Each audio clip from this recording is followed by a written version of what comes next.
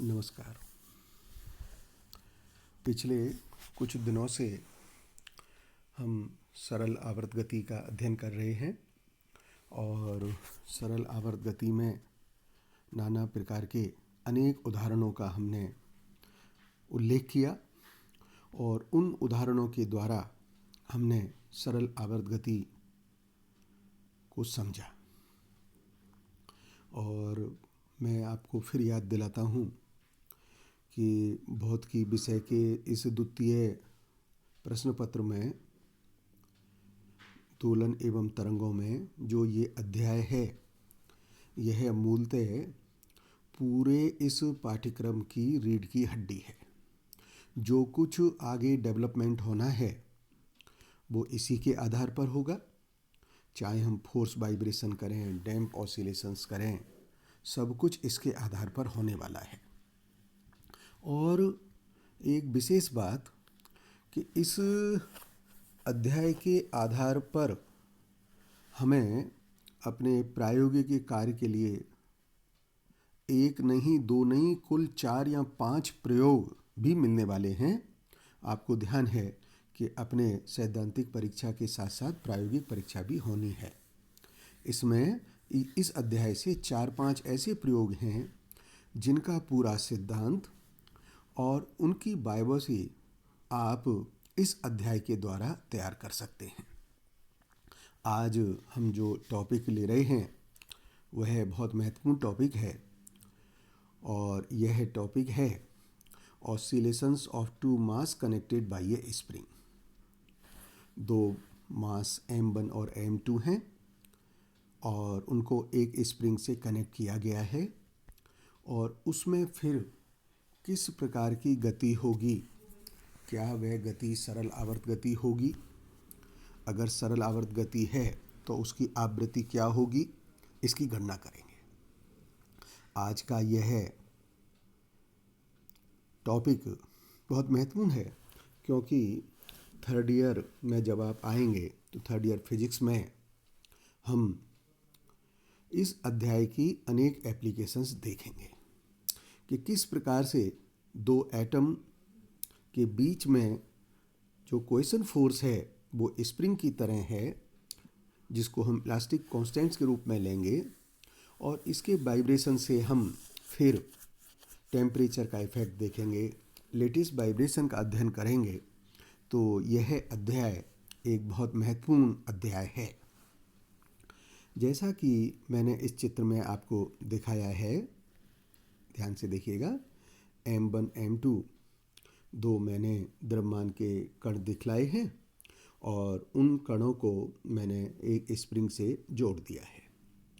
मान लीजिएगा हम दोनों पार्टिकल्स को विपरीत दिशा में डिस्प्लेस करते हैं और डिस्प्लेस करके छोड़ देते हैं। तो जब हम उसे डिस्प्लेस करके छोड़ देंगे, छोड़ने के उपरांत हम देखेंगे कि वह दोलन करने लगते हैं, उनमें ऑसिलेशंस प्रारंभ हो जाएगा। और एक ऑसिलेशंस की विशेष स्थिति मैंने नीचे वाले चित्र में दिखलाई है, जिसमें कि M1 और M2 कण दोनों विस्थापित हुए हैं और उन दोनों का जो विस्थापन है वह विस्थापन x1 और x2 से दिखाया है। M1 का x1 है, M2 द्रव्यमान कण का विस्थापन x2 है और उस केस में स्प्रिंग की जो लंबाई है उसमें एक्सटेंशन मूलतः कितना हो गया, इन दोनों के अंतर से दिया जाएगा, अर्थात x2 माइनस x1 हो गया। तो हम जिस प्रकार से अभी तक कार्य करते आए हैं तो हम दोनों कणों पर बल की गणना कर सकते हैं। M1 द्रव्यमान पर जो फोर्स लगेगा उसका मान कितना होगा, कि x2 माइनस x1 होगा, जबकि द्वितीय द्रव्यमान M2 पर जो बल कार्य करेगा उसका मान होगा माइनस के x2 माइनस x1। तो जब हमें द्रव्यमान कण मालूम है, उसका विस्थापन मालूम है, उस पर कितना बल कार्य कर रहा है यह भी हमको मालूम है, तो निश्चित रूप से हम इस तरह के निकाय की गति की समीकरण लिख सकते हैं। और आप देखेंगे जब हम इस समीकरण को आगे बढ़ाएंगे तो आपकी नॉलेज में आएगा कि किस प्रकार से टू पार्टिकल प्रॉब्लम जो है सिंगल पार्टिकल प्रॉब्लम में कन्वर्ट हो जाती है, और सिंगल पार्टिकल प्रॉब्लम में कन्वर्ट होने पर हम इसे फिर आसानी से हल करके इस गति की आवृत्ति को भी निकाल सकेंगे। तो आप देखिएगा, मैंने दोनों जो कण हैं m1 और m2, उन दोनों पार्टिकल्स के लिए गति का समीकरण लिखा है। m1 d2x by dt square is equals to k x2 minus x1, while for second particle it is m2 d2x by dt square is equals to minus k x2 minus x1। अब हम यहाँ पर क्या कर रहे हैं कि प्रथम समीकरण को m2 से गुणा कर रहे हैं और द्वितीय समीकरण को हम m1 से गुणा कर रहे हैं, और जब हम ऐसा कर रहे हैं तो हमें समीकरण प्राप्त हो रही है m2 m1 d2x1 by dt square is equals to m2k x2 minus x1, while second equation of motion is m1 m2 d2x2 by dt square is equals to minus m1k x2 minus x1। और इस प्रकार से हमें दो द्वितीय समीकरण मिल गई हैं, दो दूसरी अन्य समीकरण मिली है, जिसको कि मैंने 3 और 4 से इसमें दर्शाया है। अब हम क्या कर रहे हैं, समीकरण 3 को समीकरण 4 में से सब्ट्रैक्ट कर रहे हैं। तो जब हम इसको घटा रहे हैं, सब्ट्रैक्शन कर रहे हैं, तो हमारे पास जो समीकरण आ रही है वह है m1 m2 d2x2 by dt square minus d2x1 by dt square is equals to minus k m1 plus m2 and multiplied by x2 minus x1।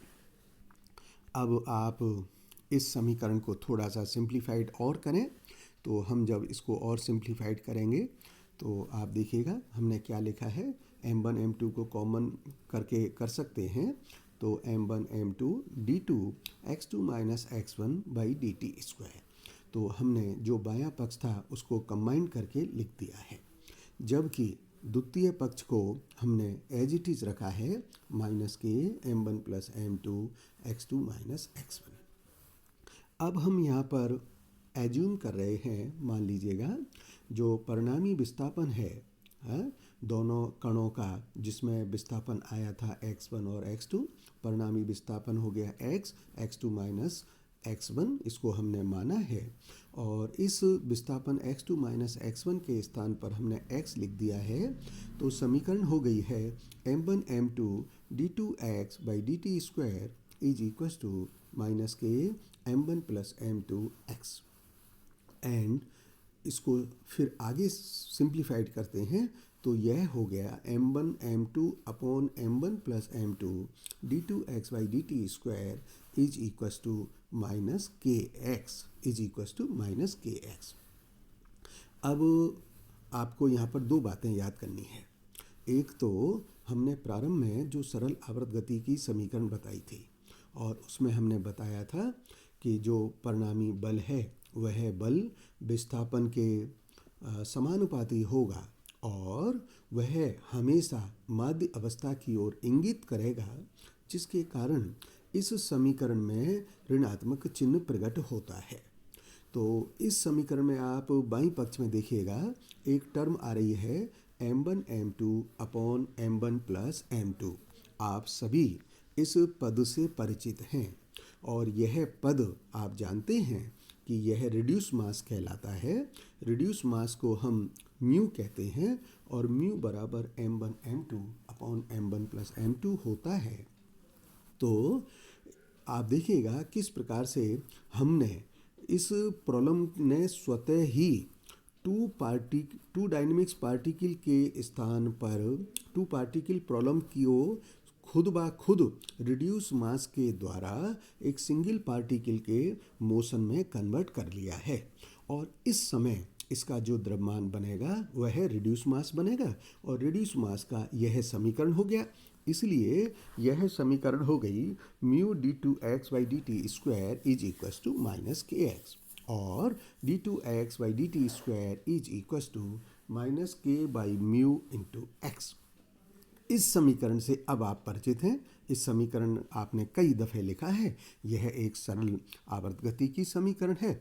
इसका अर्थ हुआ कि यदि हम दो द्रव्यमान कणों को किसी स्प्रिंग से जोड़ दें और उनमें विस्थापन अनुभव करें तो निश्चित रूप से उसकी जो गति बनेगी वह गति भी सरल आवर्त गति बनती है।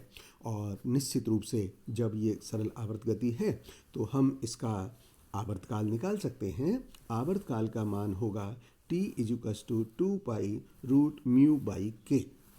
यहाँ पर आप ये भी ध्यान दें, हमने अलग अलग उदाहरण लिए हैं, अलग अलग केस हमने विचार किया है, लेकिन हर विषय में आपने ये अनुभव किया होगा कि आवर्त काल के जितने भी रूप, जितने भी समीकरण मिल रहे हैं, उन सभी समीकरणों में समरूपता का विशेष गुण है। आपने प्रारंभ में जैसे कि टाइम पीरियड निकाला था और वह टाइम पीरियड का समीकरण था सिंगल पार्टिकल प्रॉब्लम में t = 2 pi square root of m by K. अब यहाँ पर सिर्फ अंतर कितना पड़ा है कि m के स्थान पर म्यू आ गया है और म्यू क्या है, रिड्यूस मास है, जिसका मान कितना है m1 m2 upon m1 plus m2। क्योंकि रिड्यूस मास सिस्टम के द्वारा दो कण की गति की समस्या को हमने एक कण की गति की समस्या में कन्वर्ट कर लिया है। और इस प्रकार से अब हम इसकी आवृत्ति भी निकाल सकते हैं। आवृत्ति का सूत्र होता है n/t, n = 1/t। Therefore frequency = 1/2 pi square root of k by mu. तो इस प्रकार के रिलेशन, चाहे वो टाइम पीरियड हो चाहे वो फ्रीक्वेंसी हो, हम इस प्रकार के जो रिलेशंस हैं और इस कंसेप्ट का जो उपयोग है हम सॉलिड स्टेट फिजिक्स में बहुत करते हैं। दो परमाणुीय अणुओं की कंपन आवृत्ति का मान ज्ञात कर लेते हैं। धन्यवाद।